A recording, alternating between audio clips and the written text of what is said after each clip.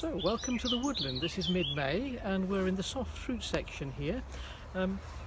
We have the nets over the fruit, and here we have our white currant, and you can see a good fruit set on there. See, Chris can zoom in on them. So we're protecting those from the birds.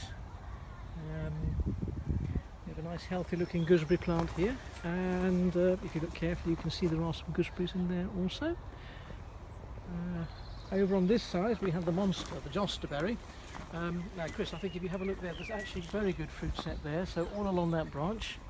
So this is the cross between a gooseberry and a black currant. It's going to be very tasty. So wandering along again, so we're actually looking at the trees as we go through, so we're going to turn around and have a look at the medlars in flower just behind Chris. If I can maybe just bring this down, the beautiful flowers that they have. Can you see that there? So you might have to get it. It's a rose. Rosaceae, you know, you can see it.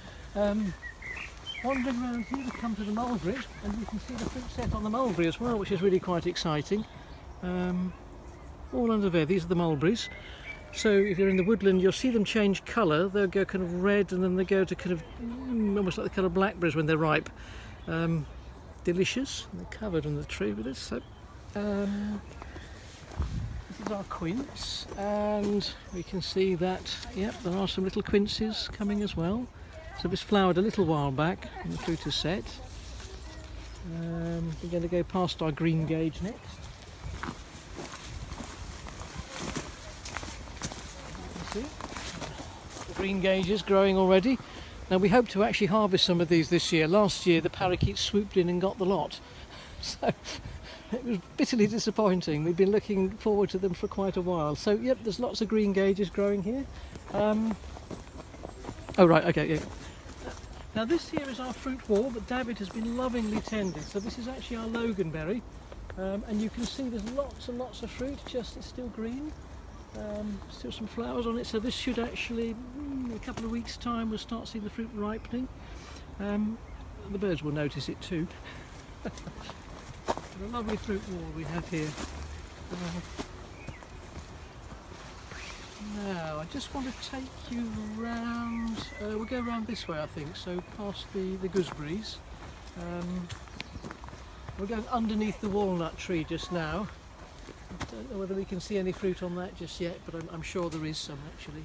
There's lovely new leaves on it. So I'm going to, shall I go in front of you, Chris?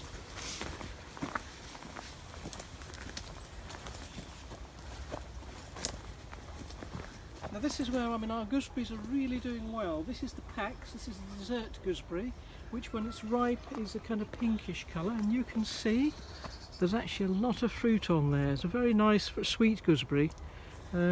We had got some cuttings of it, and it's not very prickly, so it's actually nice to harvest. Moving down here to our Invicta, which again, very prickly but a lot of fruit on it. So we're going to have a really good fruit harvest.